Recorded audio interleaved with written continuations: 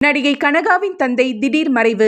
நடிகை கனகாவின் தந்தையும் மறைந்த நடிகை தேவிகாவின் கணவருமான பிரபல இயக்குனர் எஸ். தேவதாஸ் தன்னோட 86 வயதில் உடல்நலக்குறைவு காரணமா திடீர்னு உயிரிழந்த சம்பவம் திரைத்துறையினர் மத்தியில பெரும் அதிர்ச்சியையும் சோகத்தையும் ஏற்படுத்தியிருக்கு.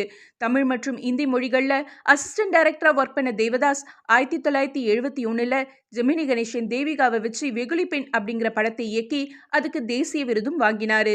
இந்த படத்தோட டைம்ல தான் தேவிகாவை காதலிச்சு திருமணமும் செய்தாரு தேவதாஸ். இந்த காதல் தம்பதிக்கு பிறந்தவங்க தான் நடிகை கனகா. கருத்து வேறுபாடு காரணமா 2 பேருமே பிரிஞ்சு போன போது கனகாவுக்கு வயசு வெறும் 3 தான். மனைவி தேவிகா மறைவுக்கு பிறகு கனகாவுக்கும் அப்பா தேவதாஸுக்கும் இடையில சொத்து தகராறும் ஏற்பட்டுச்சு. இதன் விளைவா கனகா வீட்டை விட்டு வெளியே வராம மன அழுத்தம் காரணமா தன்னை தானே சிறை வச்சுக்கிட்டாங்க. கடந்த சில நாட்களுக்கு முன்ன கனகாவை நான் ஏத்துக்க தயார், அவளை ஒரு அப்பாவா நான் பார்த்துக்க தயார்னும் கனகாவை வீட்டை விட்டு வெளியே வர சொல்லுங்கன்னும் கோரிக்கை வச்சாரு தேவதாஸ். இந்த நிலையில உடல்நல குறைவு காரணமா தனியார் மருத்துவமனையில அனுமதிக்கப்பட்டிருந்த அவர் சிகிச்சை பலனின்றி பரிதாபமாக உயிரிழந்திருக்காரு. வீட்டை விட்டு வெளியவே வராத கனகா குறைந்தபட்சம் அப்பா மறைவுக்கு அஞ்சலி செலுத்தவாவது வெளியே வருவாங்களான்னு கேள்வி எழுப்புறாங்க ரசிகர்கள்.